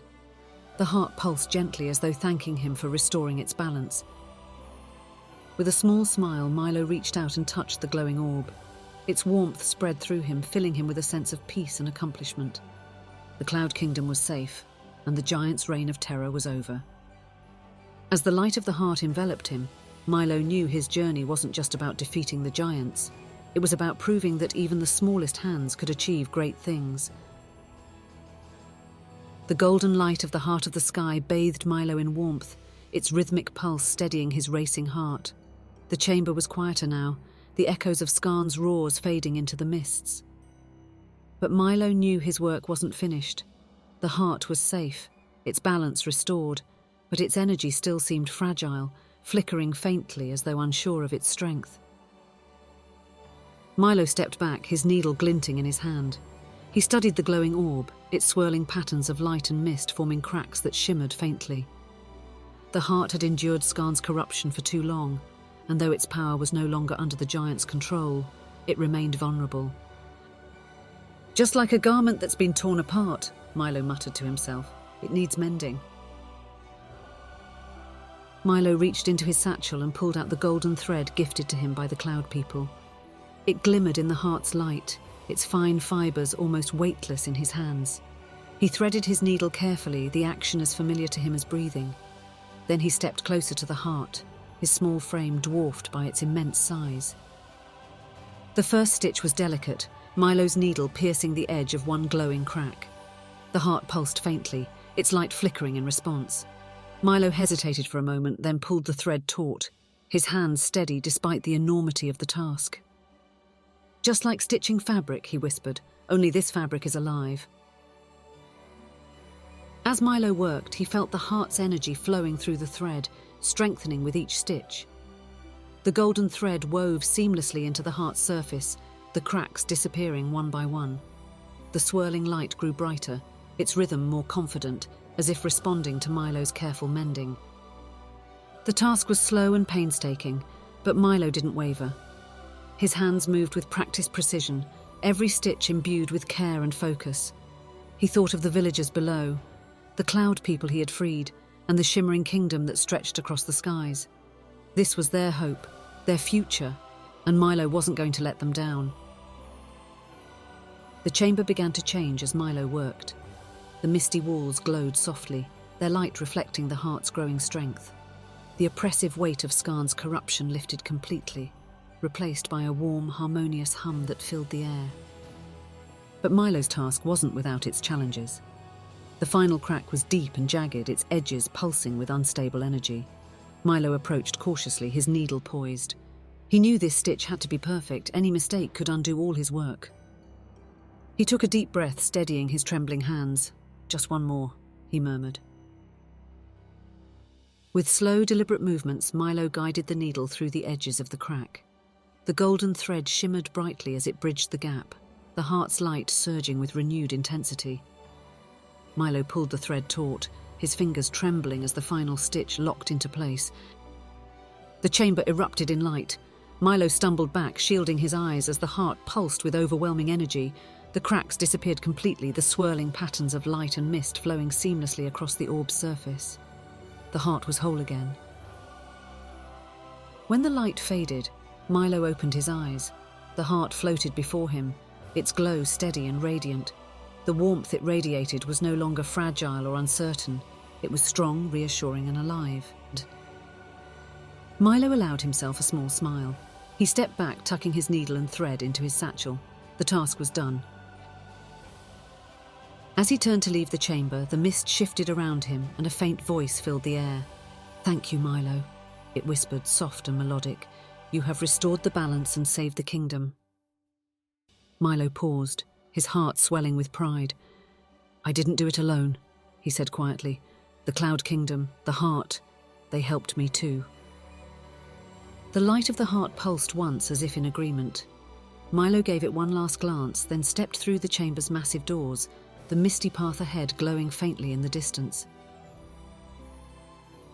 Outside the fortress, the Cloud Kingdom was transformed. The shimmering trees stood taller, their silver leaves swaying in a gentle breeze. The streams of light flowed smoothly, their golden currents unbroken. The floating islands drifted lazily, their surfaces dotted with glowing plants and thriving life. Milo felt a wave of relief as he gazed across the landscape. The giants were gone, the heart was mended, and the kingdom was whole once more. But Milo's journey wasn't just about fixing the heart or defeating the giants. He had proven that even the smallest tools, a needle, thread, and cleverness, could weave a solution to the greatest of problems. As Milo stepped away from the heart's chamber and into the renewed Cloud Kingdom, a sound caught his attention. A low rumble, almost like thunder, echoed across the misty horizon. Milo froze, his hand instinctively reaching for his needle. He had defeated Skarn, mended the heart, and weakened the giant's hold on the kingdom, but it seemed his trials were not over yet. The rumble grew louder, and Milo turned to see three massive figures emerging from the swirling clouds. These giants were unlike the others he had faced. Their features were sharper, their movements more deliberate, and their glowing eyes burned with a dangerous intensity. They were the strongest of Skarn's followers, the final defenders of the giant's rule. The leader of the trio, a towering giant with silvery runes etched into its stone-like skin, stepped forward. Its voice boomed across the kingdom, deep and cold. "You may have defeated Skarn, little Tailor, but we are not so easily undone." Milo tightened his grip on his needle, his mind already racing for a plan. "The heart is restored," he said firmly. "The kingdom is no longer yours to control." The giants laughed, their voices echoing through the sky. The leader leaned down, its molten eyes fixed on Milo. "The heart may be whole, but its power is fragile. We have no need of Skarn's leadership to finish what he started. We offer you one chance, Tailor. Leave now, or face the might of the last true giants." Milo met the giant's gaze, his small frame unshaken. "I'm not leaving," he said. "If you want to stop me, you'll have to catch me first." The leader roared, its massive hands clenching into fists. "So be it. We challenge you, little Tailor. If you can best us in 3 trials, we will leave this kingdom forever. But if you fail, the heart will fall to us once again." Milo considered the offer, his mind weighing the risks. He couldn't afford to lose, the kingdom depended on him, but he also knew the giants wouldn't leave willingly unless they were outsmarted. Finally, he nodded. "I accept your challenge." The giants stepped back, their massive forms looming like mountains against the horizon. The leader pointed to a distant peak, its summit shrouded in mist. "The first trial awaits you there. Reach the top before the sun dips below the clouds." Milo glanced at the horizon. The golden light of the heart bathed the kingdom in warmth, but the shadows of the clouds were already growing longer. Time was short. He nodded once and turned toward the peak, his small figure disappearing into the mist. The climb was treacherous. The path wound steeply upward, jagged rocks and swirling winds making every step a struggle. Milo's legs burned with effort, but he refused to slow down. The sun dipped lower, its light casting long golden beams across the kingdom. As he neared the summit, Milo spotted a rope bridge stretched across a deep chasm. The bridge swayed dangerously in the wind, its ropes frayed and its planks creaking ominously. Beyond it, the path rose sharply toward the peak. Milo hesitated for only a moment before stepping onto the bridge. The ropes groaned under his weight, but he moved carefully, his eyes focused on the other side. Halfway across, a sudden gust of wind howled through the chasm, shaking the bridge violently. Milo gripped the ropes tightly, his heart pounding. "I won't let this stop me," he muttered, his determination pushing him forward. He reached the other side just as the sun touched the horizon, its light bathing the summit in a golden glow. As he stepped onto the peak, the first giant appeared, its massive form rising from the mist. "You've passed the first trial, Tailor," it rumbled, "but the next will not be so easy." The second trial took Milo to a dense forest of cloud trees, their silvery branches weaving a maze of shimmering light and mist. The second giant waited at the entrance, its glowing eyes watching him with disdain. "To prove your cleverness, you must navigate this forest and retrieve the crystal of light hidden within," the giant said. "But beware, the forest does not take kindly to intruders." Milo entered the forest cautiously, his needle in hand. The trees seemed to shift and twist around him, their glowing branches forming barriers that blocked his path. The deeper he went, the more the forest seemed alive, its mist swirling with purpose. Using his needle, Milo began to weave a thread trail behind him, marking his path through the maze. His sharp eyes scanned the shifting trees, searching for clues. At last, he spotted a faint glow in the distance, a beam of golden light piercing through the mist. He moved quickly but carefully, his thread guiding him back whenever the maze tried to confuse him. When he reached the crystal, its light pulsing gently, he carefully plucked it from its resting place. The forest groaned, its branches shifting once more, but Milo followed his thread back to the entrance without faltering. The second giant growled as Milo emerged, the crystal of light held firmly in his hands. "You are more resourceful than I thought," it admitted, "but the final trial will be your undoing."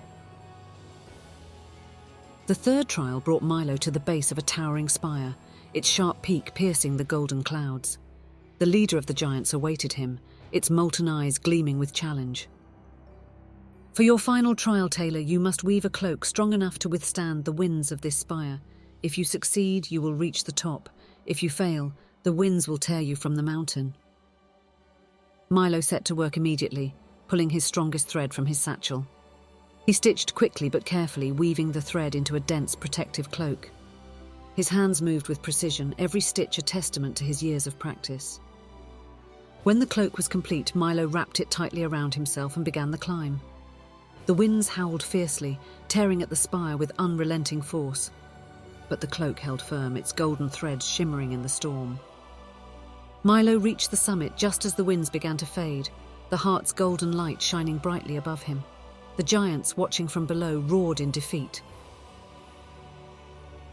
"You have bested us," the leader said as Milo descended, its voice filled with reluctant respect. "We will leave the Cloud Kingdom and never return."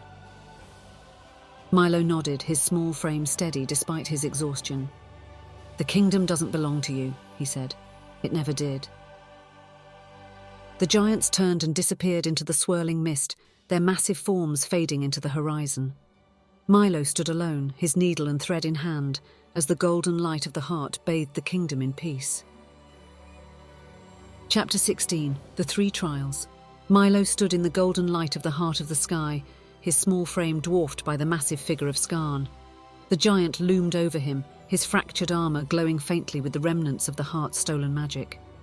Though weakened, Skarn's presence was still formidable, his molten eyes burning with a mix of anger and respect.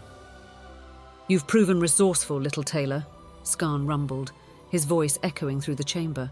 "But cleverness alone cannot save the Cloud Kingdom. If you are to truly defeat me, you must pass the 3 trials. Only then will I leave this place." Milo tightened his grip on his needle, his gaze steady. "What are the trials?" he asked. Skarn's cracked lips curled into a faint smile. "They will test your wit, your courage, and your ability to mend what is broken. Fail, and the heart will be mine once more." Milo took a deep breath, his determination unwavering. "I accept." Trial 1. The Unravelled Bridge. Skarn waved a massive hand and the chamber shifted around them. The walls melted into mist, revealing a deep chasm that stretched endlessly into the clouds. A narrow bridge spanned the gap, but its threads were frayed and unravelling, swaying dangerously in the wind. "To cross this bridge," Skarn said, his voice cold, "you must repair it as you go, but beware, the threads are as delicate as the balance of the kingdom itself." Milo approached the bridge cautiously, his needle gleaming in the golden light. The threads of the bridge shimmered faintly, their ends frayed and tangled. One misstep, and the entire structure would collapse. With practiced precision, Milo threaded his needle and began to work. He crouched low, weaving golden thread into the bridge's tattered edges as he moved. Each stitch was deliberate, the thread pulling tight to mend the structure. The wind howled around him, tugging at his small frame, but Milo didn't falter. He stitched and stepped, his progress. Milo stood in the golden light of the heart of the sky, his small frame dwarfed by the massive figure of Skarn. The giant loomed over him, his fractured armor glowing faintly with the remnants of the heart's stolen magic. Though weakened, Skarn's presence was still formidable, his molten eyes burning with a mix of anger and respect. "You've proven resourceful, little Tailor," Skarn rumbled, his voice echoing through the chamber. "But cleverness alone cannot save the Cloud Kingdom. If you are to truly defeat me, you must pass the 3 trials. Only then will I leave this place." Milo tightened his grip on his needle, his gaze steady. "What are the trials?" he asked. Skarn's cracked lips curled into a faint smile. "They will test your wit, your courage, and your ability to mend what is broken. Fail, and the heart will be mine once more." Milo took a deep breath, his determination unwavering. "I accept." Trial 1, the unravelled bridge. Skarn waved a massive hand and the chamber shifted around them. The walls melted into mist, revealing a deep chasm that stretched endlessly into the clouds. A narrow bridge spanned the gap, but its threads were frayed and unravelling, swaying dangerously in the wind. "To cross this bridge," Skarn said, his voice cold, "you must repair it as you go, but beware, the threads are as delicate as the balance of the kingdom itself." Milo approached the bridge cautiously, his needle gleaming in the golden light. The threads of the bridge shimmered faintly, their ends frayed and tangled. One misstep, and the entire structure would collapse. With practiced precision, Milo threaded his needle and began to work. He crouched low, weaving golden thread into the bridge's tattered edges as he moved. Each stitch was deliberate, the thread pulling tight to mend the structure. The wind howled around him, tugging at his small frame, but Milo didn't falter. He stitched and stepped, his progress slow but steady. Behind him, the bridge gleamed with new strength, its threads glowing with the light of the heart. When he reached the other side, Milo turned to see the bridge fully restored, its golden threads shining like sunlight on water. Skarn nodded begrudgingly. "You have passed the first trial," he said, "but the next will not be so easy." Trial 2, the shattered mirror. The chasm faded, replaced by a vast circular room filled with shards of glass. At the centre of the room stood a massive mirror frame, its edges carved with intricate runes. The mirror itself was broken, its pieces scattered across the floor like fallen stars. "To complete this trial," Skarn said, "you must restore the mirror to its former glory. But be warned, the glass is sharp, and its magic resists repair." Milo knelt before the shards, studying their jagged edges. Each piece seemed to hum faintly with magic, their light flickering like tiny flames. Carefully, he picked up a shard and began to fit it into the frame, his needle and thread ready to secure it in place. The first piece resisted, its sharp edges cutting into Milo's fingers as he worked, but he didn't stop. He wove the golden thread around the shard, binding it to the frame with careful stitches. The thread glowed brighter with each stitch, anchoring the piece in place. One by one, Milo added the shards to the mirror, his hands moving with precision despite the cuts and scratches that marred his skin. The mirror began to take shape, its surface shimmering as the pieces connected. When the final shard was in place, the mirror glowed with a radiant light, its surface smooth and flawless. Milo stepped back, his breath ragged but his heart full of pride. Skarn's molten eyes narrowed, but he nodded. "You have passed the second trial," he said, "but the final challenge will break even the strongest minds." Trial 3, the tangled threads. The room shifted again, transforming into a dense forest of golden threads that stretched endlessly in every direction. The threads were tangled and knotted, their glow dim and flickering. At the centre of the forest was a single spool, its fibres radiating with the magic of the heart. "To complete this trial," Skarn said, "you must untangle the threads and restore them to the spool. Only then will the heart's balance be secure. Milo stepped into the forest, his needle gleaming in his hand. The threads brushed against him like ghostly fingers, their knots tightening as he moved. He paused, studying the tangled mass, and began to work. Using his needle, Milo carefully unwound the threads, loosening each knot with patience and skill. He followed the threads back to their source, weaving them into the spool with his golden thread. The process was slow and painstaking, but Milo's hands never faltered. As he worked, the threads began to glow brighter, their magic flowing smoothly once more. The forest seemed to come alive, its golden light filling the room with warmth and harmony. When the last thread was woven into the spool, the forest dissolved, leaving Milo standing in a pool of radiant light. Scarn watched him silently, his massive form still and imposing. "You have passed the final trial," the giant said, his voice heavy with resignation. "Your cleverness and resolve have bested me." Scarn stepped back, his molten eyes dimming as he bowed his massive head.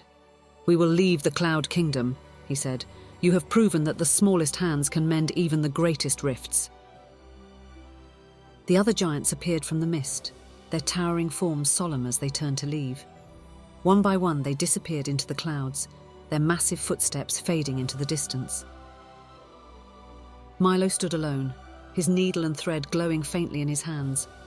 The heart pulsed gently in the background, its golden light a beacon of hope and balance. He had faced the giant's challenges and emerged victorious not through strength, but through the power of his craft and his unwavering determination. The Cloud Kingdom was safe, and Milo's journey was complete, or so he thought. The golden light of the heart bathed the chamber in warmth, but the air was thick with tension. Scarn's molten eyes blazed as he loomed over Milo, his massive frame trembling with rage. The defeat of the other giants, the unravelling of their plans, it was all too much for the proud leader to bear. "You think you've won, little Tailor," Scarn growled, his deep voice reverberating through the chamber. "You may have passed the trials, but clever tricks won't save you now." Milo stood firm, his needle in hand and his satchel slung across his shoulder. Though fear prickled at the edges of his resolve, he refused to show it. "Your greed has already destroyed enough," he said, his voice steady. "The Cloud Kingdom doesn't belong to you, Scarn. It's time to let it go." Scarn's laugh was a guttural roar, echoing through the chamber like a storm. "Let it go! The heart is mine! This kingdom is mine!" He raised a massive fist, the runes on his cracked armor flaring to life. "And you, little Tailor, will pay for your insolence!" Scarn charged, his heavy footsteps shaking the ground as he barreled toward Milo. The heart pulsed behind him, its light dimming slightly as the giant's rage disturbed the delicate balance Milo had worked so hard to restore. Milo didn't run. Instead, he darted to the side at the last possible moment, narrowly avoiding Scarn's crushing blow. The giant's fist struck the ground, sending shards of glowing mist flying through the air. Reaching into his satchel, Milo pulled out a spool of golden thread, the strongest and finest he had. As Scarn turned to face him, Milo began weaving the thread into a loop, his fingers moving quickly and precisely.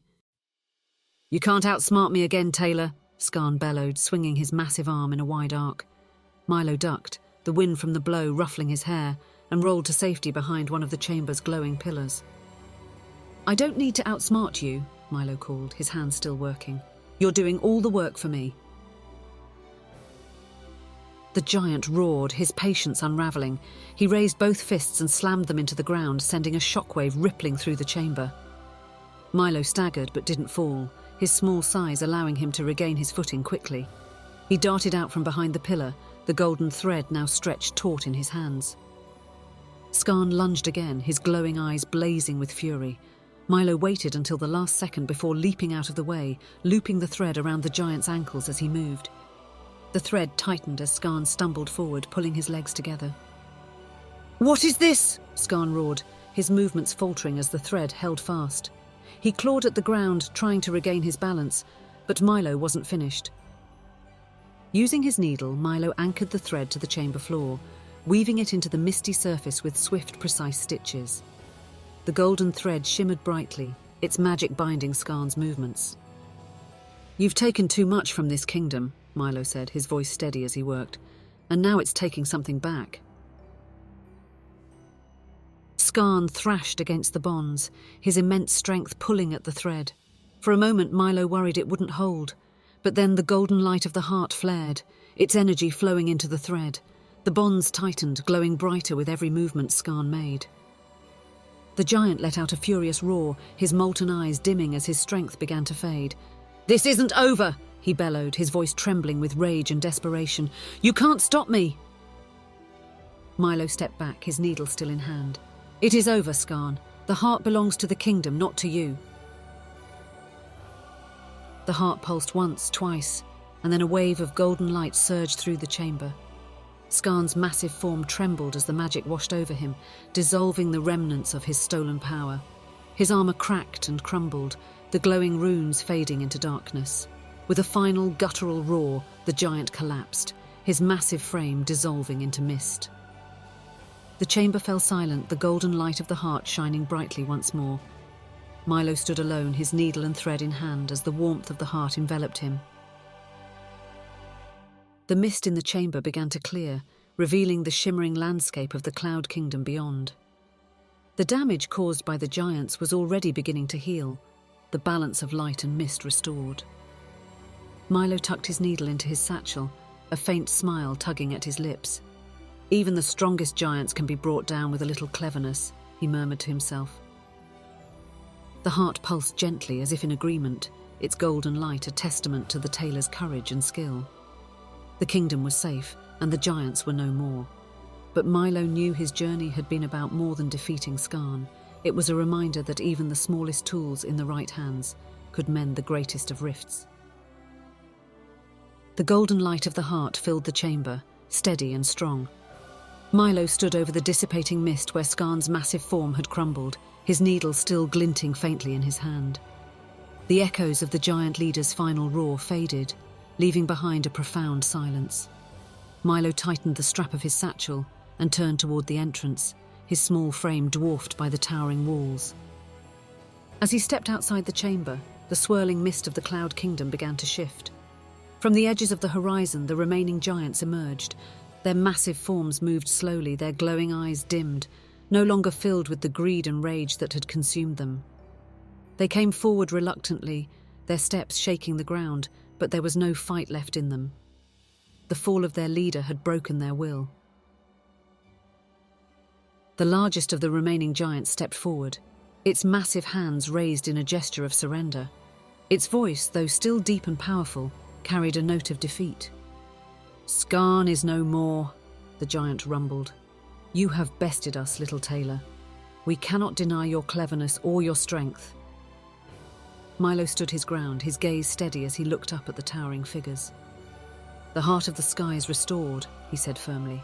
"The balance has returned to the kingdom, but this isn't over yet." The giants exchanged uneasy glances, their massive forms shifting uncomfortably. "What more do you ask of us?" one of them growled. "We have lost. We will leave this kingdom as you demand." Milo's expression hardened. "It's not enough to leave. You must return everything you've taken, every treasure, every stolen piece of the kingdom's magic. It all belongs here." The giants grumbled among themselves, their deep voices rumbling like distant thunder. One of them, a broad-shouldered giant with cracked armor, stepped forward. "We will return what we have taken."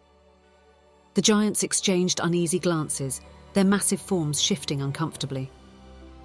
"What more do you ask of us?" one of them growled. "We have lost. We will leave this kingdom as you demand." Milo's expression hardened. "It's not enough to leave. You must return everything you've taken, every treasure, every stolen piece of the kingdom's magic. It all belongs here."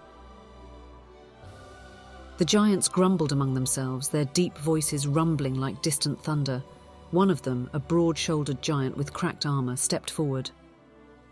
"We will return what we have taken," it said reluctantly. "But the damage has been done. Some of the magic cannot be restored." Milo narrowed his eyes, his small frame radiating an unexpected authority. "Then you'll help me fix it," he said. "Every stitch of damage you caused will be mended. If the magic of the heart can restore the balance, you will aid in returning the kingdom to what it was." The giants shifted again, their shoulders sagging under the weight of Milo's words.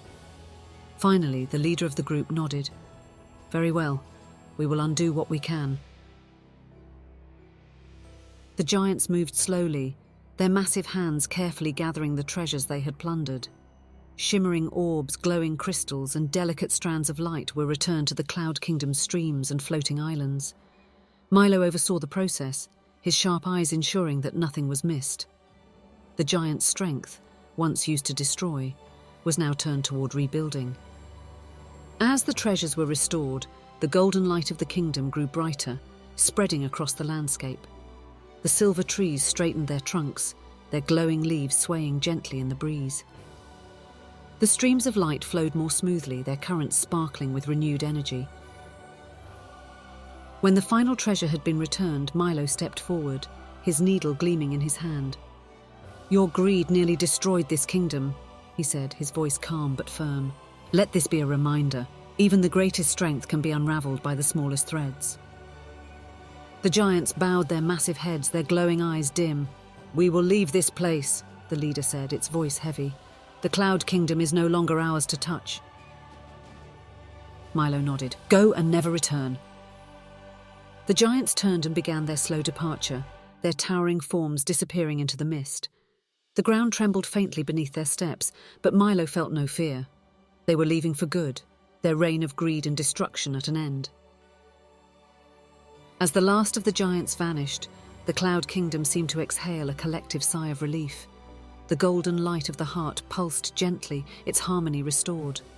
Milo stood alone, the wind tugging at his cloak, and looked out across the shimmering landscape. The kingdom was whole again, but Milo knew its true strength lay in the balance he had worked so hard to restore. Even the smallest hand with a needle and thread had proven capable of weaving peace from chaos. Milo stood at the edge of the Cloud Kingdom, gazing down at the world below. The shimmering light of the heart pulsed behind him, its warmth filling the air with a sense of peace and harmony. The once broken kingdom stretched out before him, its silver trees standing tall, its streams of light flowing smoothly. Milo's work was done, and it was time to return. He adjusted his satchel, the needle tucked neatly inside, and stepped onto the path leading downward.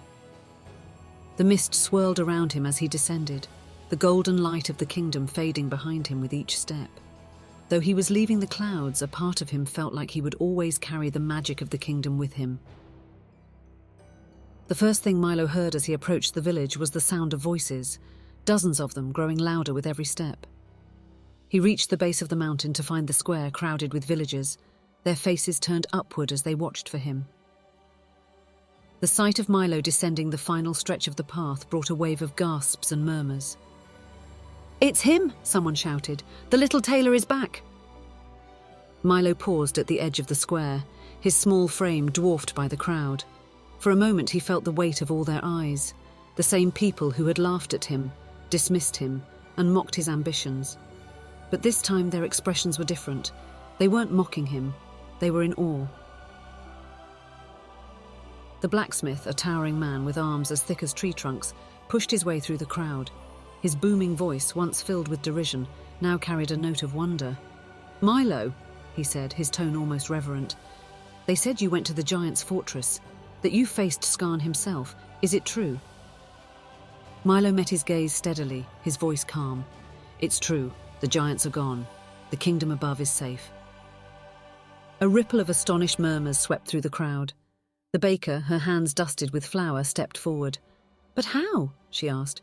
You're just a tailor." Milo allowed himself a small smile. Sometimes even the smallest hands can mend the biggest tears. The murmurs turned to cheers. The villagers, once doubters, now shouted his name with admiration. Children darted forward, their eyes wide with excitement as they asked him questions about the giants and the Cloud Kingdom. Milo answered with quiet humility, his voice steady as he recounted the trials he had faced. The elder of the village, an old woman with a cane carved from oak, raised her hand to quiet the crowd. She stepped forward, her sharp eyes studying Milo with a mix of respect and pride. "You've done more than protect us, Milo," she said. "You've shown us what true courage looks like." Milo nodded, his voice soft but firm. "Courage doesn't always come from strength," he said. "Sometimes it comes from knowing that even the smallest actions can make a difference." The king's arrival was marked by the sound of trumpets. His procession wound through the village streets, the royal banners fluttering in the breeze. When the king dismounted from his horse and saw Milo standing in the square, his eyes widened with recognition. "You're the one they spoke of," the king said, his voice filled with awe. "The tailor who defeated the giants." Milo bowed his head respectfully. "I did what needed to be done, Your Majesty." The king stepped closer, his expression solemn. "You've achieved what no knight or army could. For that you deserve a hero's reward." The crowd held its breath, waiting for Milo's response, but Milo shook his head. "Thank you, Your Majesty, but I don't need riches or titles. I'm a tailor and I'm happy to remain one." The king studied him for a moment, then smiled. "Then let it be known throughout the kingdom that Milo the tailor is a hero. Your bravery will not be forgotten." Life in the village changed after Milo's return. His shop, once overlooked, became the heart of the community. People came from far and wide to have their clothes stitched by the tailor who had defeated giants. But more than that, they came to hear his story. The tale of a small man with a needle and thread who had saved an entire kingdom. Milo never exaggerated his account. He spoke humbly of the trials he had faced, the magic of the Cloud Kingdom, and the courage it took to face giants. But whenever children gathered around him, wide-eyed with wonder, he ended with the same words. "Remember, even the smallest thread can hold the greatest tapestry together." One quiet evening, as Milo sat by the window of his shop, he noticed a faint shimmer in the sky. It was subtle, like the glow of a distant star, but Milo recognized it instantly. The Cloud Kingdom. He smiled, his heart swelling with gratitude. The giants were gone, the balance restored, and the kingdom above the clouds thrived once more. Though his feet were firmly planted on the ground, Milo knew he would always carry a piece of the kingdom with him.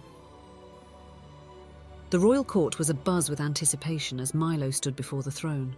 The king, seated on a grand chair carved from shining oak and adorned with gold, looked down at him with a mix of admiration and gratitude. Around the room, nobles and courtiers murmured among themselves, their expressions filled with awe at the sight of the little tailor who had bested giants. Milo stood with his needle tucked neatly into his satchel, his small frame